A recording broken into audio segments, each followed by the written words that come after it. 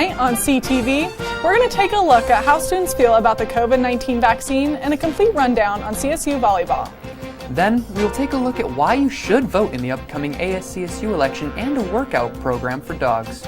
All that and more on CTV, starting now.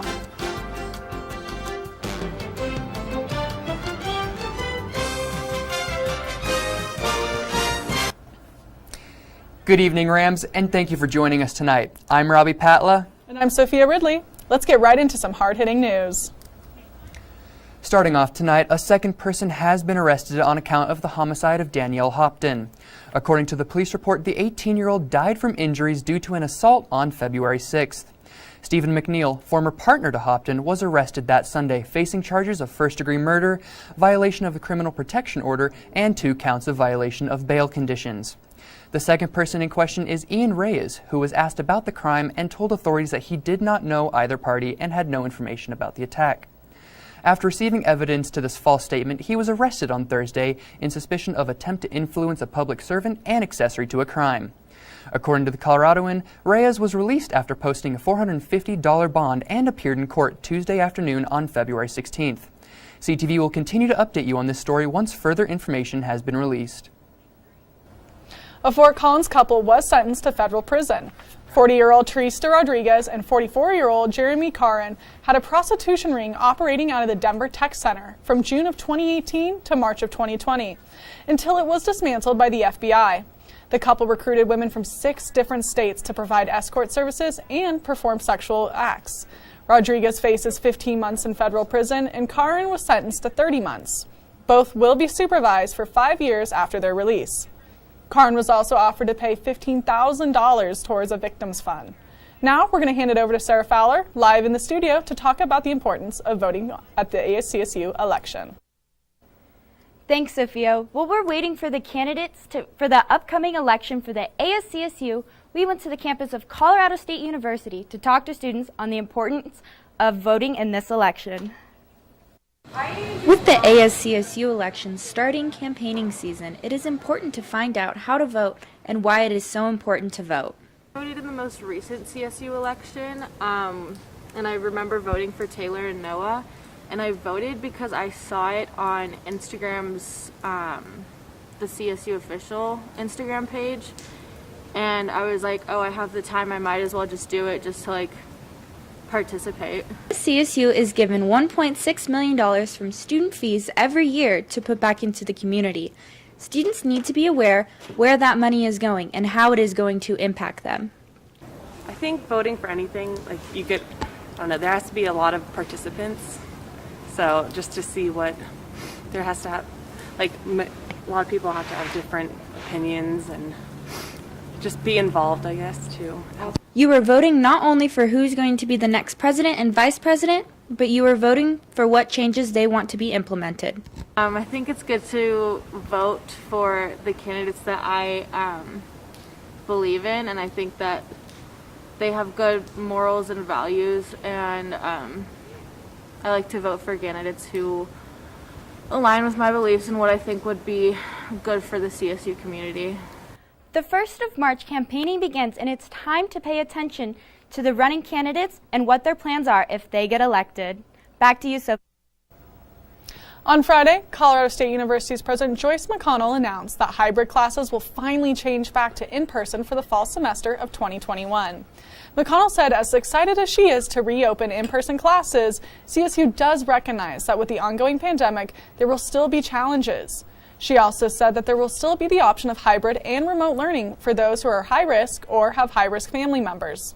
Classes will still be arranged to meet social distancing protocols, and sanitizing supplies will still be readily available.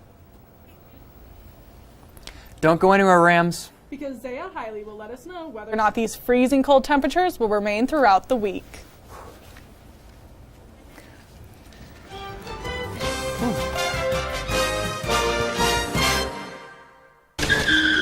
If I could go back and change it all,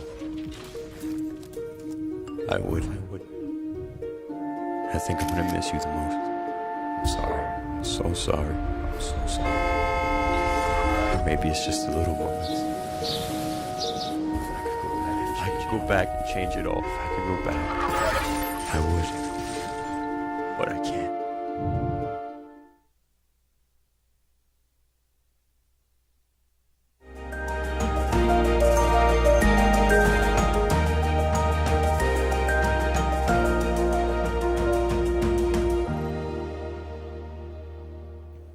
Welcome back from the break, Rams. I'm Zaya Hiley, and we have been having some crazy weather recently, so I'm really excited to just start talking about it. So we can take a look at our current conditions right now. Outside, it's 15 degrees, a mostly cloudy night. We have our humidity at 82%, so if you're outside like breathing really heavily in your mask, maybe your eyelashes froze together like mine did. We have a wind chill at 7 degrees, and our frostbite time is actually 30 minutes. So if you're outside and you have your skin exposed, it can actually freeze within 30 minutes. So make sure you have your gloves with you and your hat, even if you're going to be outside for just a little bit. And something I wanted to do actually was take a look at our comparison from our temperatures this year to how they were last year. So on Valentine's Day, we had a high of 1 degree, when in 2020 we had a high of 50. So it's a completely huge difference. We were having a great Valentine's Day in 2020, apparently. But then on our snow day or our cold day that we had yesterday, our high was 12. Last year, the high was 40 degrees. But then luckily, you can see as we move throughout the week, we're getting back to our normal temperatures. So we have on the 18th, our high will be 31, and our high last year was also 31. So we're getting right back on track to how our temperatures usually will be. As much as I would love another snow day, it looks like we're just getting back to how things normally are. And next thing I want to look at is our overnight lows. So those temperatures will still remain very chilly. We have Gunnison at 1 degree, Telluride at 7, Alamosa at 9 degrees. And then right at the edge of these mountains, we actually did have an avalanche warning last night. So if you were in Vail or Telluride, make sure you are keeping a lookout on those, especially if you're traveling along I-70. And then in the middle here, we have 15s and 16s. We have Denver at 16, Colorado Springs at 14. And then on the eastern side over here, we're still super cold. And over here, we get more of the wind chill. So in Lamar and Burlington, we had a wind chill warning last night. We have Lamar at 3, Burlington at 7, Lyman at 10 degrees.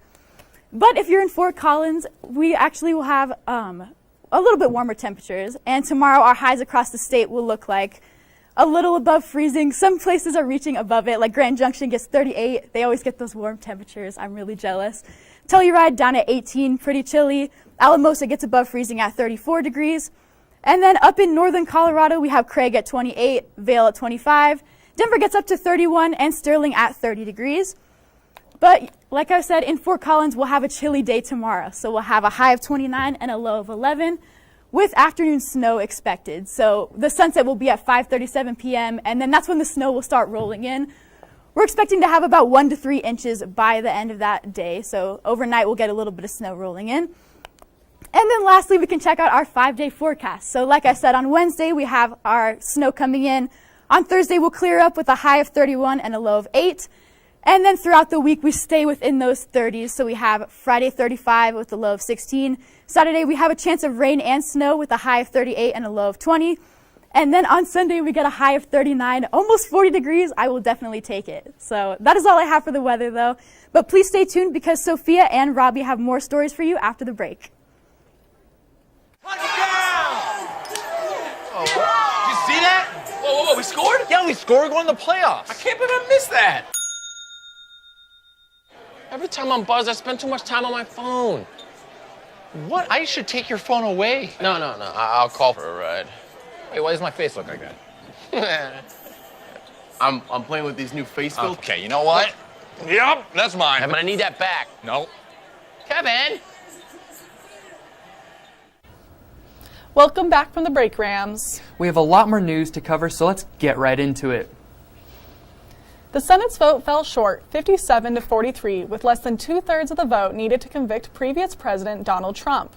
Trump was tried on one count of an incitement of insurrection for his actions leading up to the riots and insurrection at the Capitol on January 6th. Democratic Representative Diane DeGette, who was an impeachment manager, issued a statement at the end of the vote on Saturday, saying, "Our case was strong, the facts were clear, and the evidence was presented was overwhelming. This was the largest bipartisan vote to impeach a president ever, and even Mitch McConnell agreed that we proved our case." 57 senators voted guilty, but needed 67 votes for conviction. Construction of CSU's Spur campus has hit a major milestone. But how did they reach this milestone, and what does the future of this campus look like? development of CSU's new Spur campus has been in the works. This campus, once finished, will have the goal of bringing learning to life for everyone. When the Spur campus opens, we will have a facility focused on food and agriculture called Terra, a facility focused on water called Hydro, and a facility focused on health, both human and animal health, and the connections between those topics. This campus will be an outlet for all CSU campuses, including CSU Global and CSU Pueblo, offering a handful of programs for years K through 12 as well as all CSU students. We think that it's a great opportunity to have a lot of minds thinking about these big global challenges from a lot of different perspectives, and that there's real strength in that combination of different disciplines. Construction on the Spur campus has finally made a huge milestone with the final beam of the first building to be laid. This will take place at the construction site at the intersection of I-25 and I-70 in the northern part of downtown Denver. We are really excited. I mean, it's one of the things I'm most excited about is just seeing how the campus will change over the course of many, many years once we open in 2022. Unfortunately, due to weather conditions, the Milestone ceremony had to be pushed back to Friday, February 26th. A full live stream of this event will be broadcasted and anyone is invited to attend. If you are interested to learn more about this event or the Spur campus, visit csuspur.org. Now we will jump right over to Ren Wadsworth, who will give us a full rundown of the cold weather shutdown and the recent Colorado avalanches. Thank you, Robbie. 2 people in Colorado died from separate avalanches on Valentine's Day. In a series of avalanches in Colorado and across the United States, a snowmobiler and snowboarder became the 5th and 6th people to die in Colorado mountains in 2021. A total of 10 people have died this winter season in Colorado, 6 just in the month of February. The avalanches also spread across the states and have killed 15 others. Nikki Champion, a forecaster for the Utah Avalanche Center, told CNN the deadly season this year could be a result of, quote, people enjoying more time outdoors, a really dangerous snowpack, and a persistent weak layer of snow. Details about the snowboarder and snowmobiler have not been released as of yet, but we'll keep you updated as more information becomes available. And speaking of snow, on Monday, February 15th, Colorado State University closed due to weather concerns. CSU's campus wasn't the only thing shut down for the day, however. Online and hybrid classes were also canceled, along with in-person classes. Students and staff were also asked to avoid coming onto campus if possible. Additionally, COVID-19 saliva screenings held at CSU were canceled and testing sites closed their doors. The reason for the university-wide closure was concerns of extreme weather moving into the region as the day progressed. Now, I remember the first snow day CSU had my freshman year. Students were cheering and screaming in the dorms. And while there wasn't a lot of screaming this year from my roommates, snow days can be exciting and a well-needed time for relaxation. I personally slept most of the day. How did you spend your snow day, Robbie? Well, I personally took it upon myself to go out and sled on the ice, which was a lot of fun. And it's definitely safe to say that the cold weather has been plowing into Fort Collins. This may result in a high rise of energy use in Larimer County area. Luckily, a wind turbine farm in Wyoming has been producing reliable energy. Wind turbines spinning in Dutch Creek Ranch Wind Farm has been creating energy for Platte River Power Authority outside Laramie, Wyoming. Roadhouse Renewable Energy, as the wind farm is being called, has also provided a large boost of renewable energy to Fort Collins, Longmont, Estes Park, and Loveland.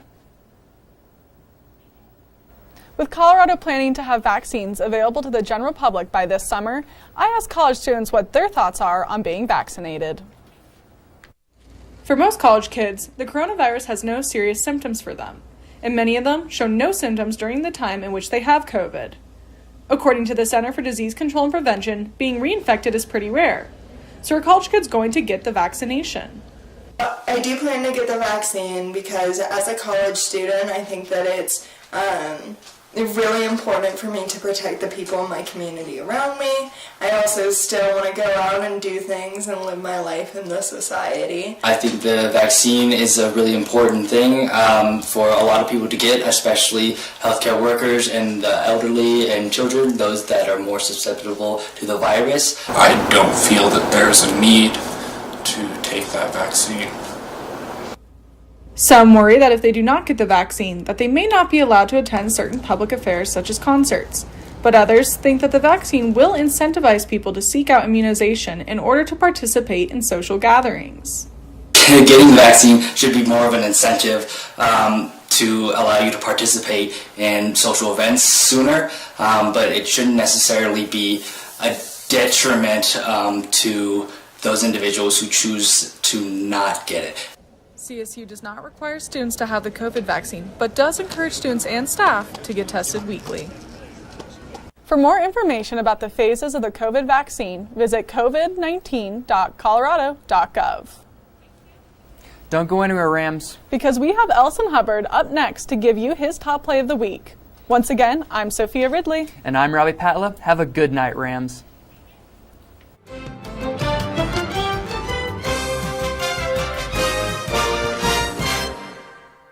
It takes less than 1 minute to find out if you may have prediabetes. You can do it here. But you probably won't. You're busy. Kids, work, show coming back in 48 seconds. So let's do this now. Hold up one finger if you're a man, women, 0. 3 more fingers if you're over 60, 2 over 50, 1 over 40. If you're not sure, keep in mind you're sitting on a couch right now, so 1 more finger if you're not very active. 1 finger if yes, 0 if no. 1 yes, 0 no. Next, find the body type that looks most like you and hold up that many fingers while I look around awkwardly. And that's it. If you're holding up 5 fingers or more, you probably have prediabetes. Sorry to be so blunt, but hey, you're busy. Just go to the site.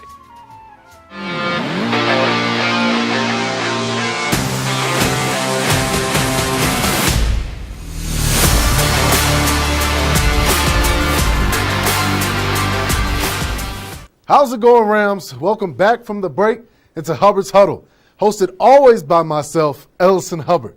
So much has gone down over the last week of CSU athletics, from postponements and broken records to heating up conference races for both men's and women's basketball. So let's break the huddle, starting with some Lady Rams from Fort Collins.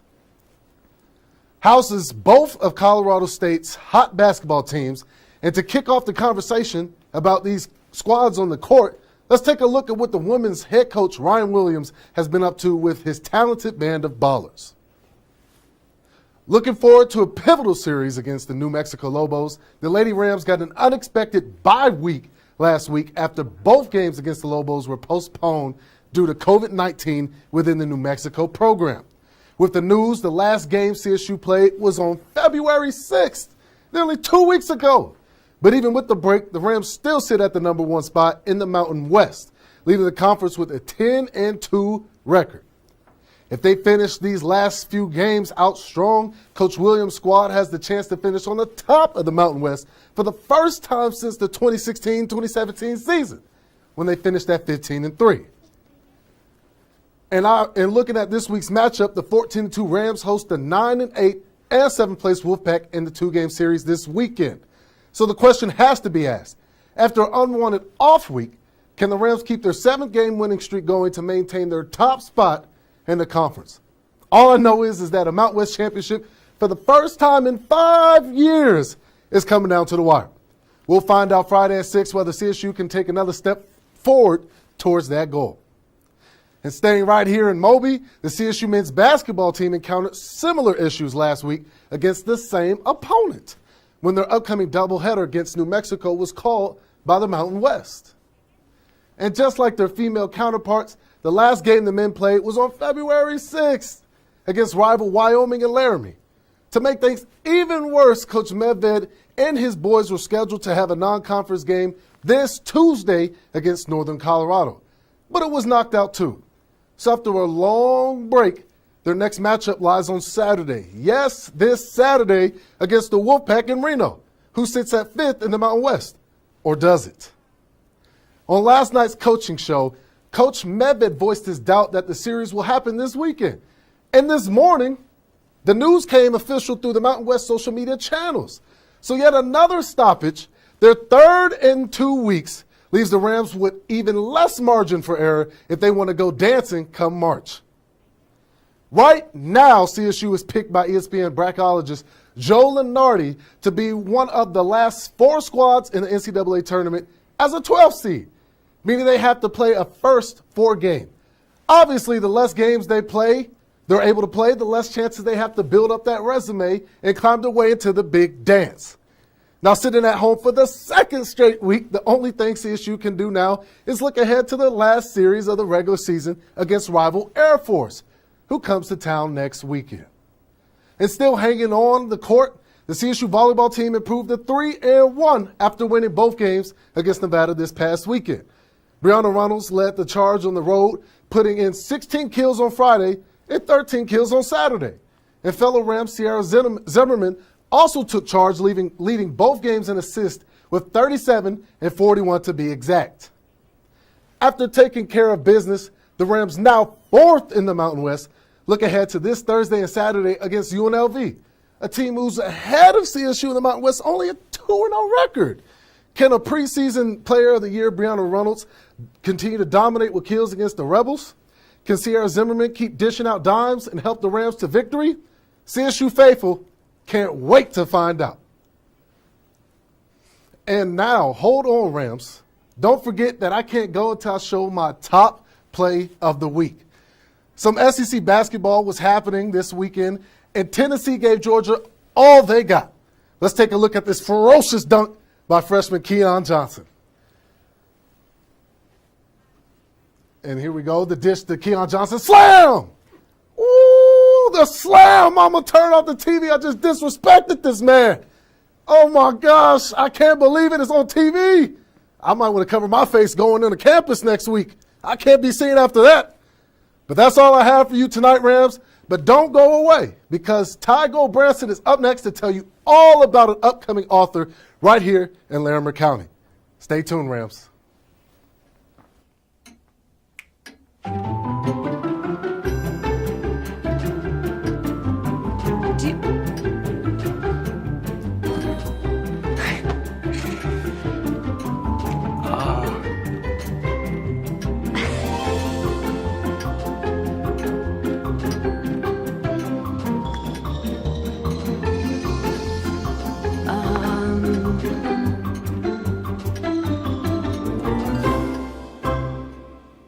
Listen, you're my friend. I noticed you haven't really been yourself recently.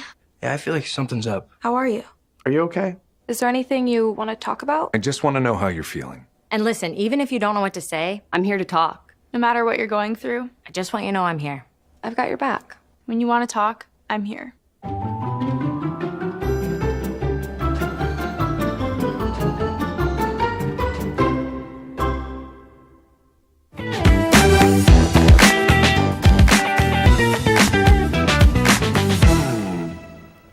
Good evening. I'm Ty Gold Branson, and I hope you're having a fantastic Tuesday, and welcome to entertainment. This past year has been stressful. No one's doubting that. And if you're like me, screaming into your pillow just isn't doing it anymore. Fort Collins has a special place to help release some of that rage. Shatter FOCO is a unique experience to Fort Collins. Shatter FOCO allows people to go into a private room to smash anything from glassware to electronics. They offer different smashing packages, and you can even get video of your smashing frenzy. There is a minimum age of 15 years old, but there are other ways to get that exercise in as well. If you're like me, making it to the gym is not always an option. Luckily, former Genesis fitness instructor is making at-home fitness easy. After leaving Genesis, Tim Anderson created his own personal online training service, Valor Elite Training. After training over 1,500 clients over the course of 22 years, Anderson wanted to continue his passion, but in a virtual format. Maybe I can finally start working out. Fitness is important for humans, but it's also important for man's best friend. Canine Fitness Works is a personalized way for dogs to become stronger physically and grow their bond with their owners. As good of an idea as it is for us to go to the gym, it's also a good idea for dogs. As the owner of Canine Fitness Works, my mission is to create stronger dogs and stronger bonds through canine physical fitness. After going through veterinarian and technician school, Jen became canine rehab certified and now helps prevent canine injuries at her indoor and outdoor studio. Yeah, so I created an indoor studio where we have a little A-frame, peanuts, donuts, step-overs, steps. I always tell people you don't have to go out and spend money on expensive equipment. There's a lot of tools out there. Yeah, so in the dog fitness park, we have some agility equipment and parkour equipment. So we have logs and boulders. We have a tire tunnel that we created that's a little tiny. And when she is not helping keep regular pets fit, she's working with the canines that help keep us safe. About 4 years ago, I worked with a search and rescue dog team and created a dog fitness program for them. Because they're out there rescuing us, but yet they had a lot of elbow injuries, wrist injuries, back injuries. Same with police dogs. I've worked with police dogs and they come in with back injuries. Sit. Even though it's her job to help the dogs, sometimes they return the favor. I'm always learning from them. And they love us unconditionally. So they teach me a lot about unconditional love and trust and just having fun.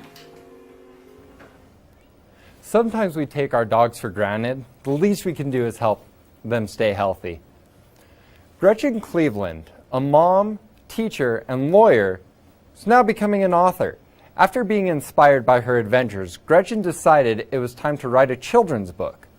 Gretchen's book comes out on March 2nd. It is titled Garbo and the Case of the Wet Footprints. It's a story about a turkey who finds gigantic footprints and begins an investigation to find out what they are. Speaking of family-friendly, Good Samaritan Society home resident Marilyn Jensen finally got to see her family in person since the very beginning of the pandemic. Last time they saw each other was 2019 Christmas. It's heart-wrenching. Her two sons and daughter-in-law were able to finally meet her face-to-face. They were not able to get close, but at least they were able to be in the same room. It's the little things like that that keeps us going. Thanks for tuning in, everyone. Don't forget to tune in tomorrow for local beats and some music. And have a terrific night and a great week.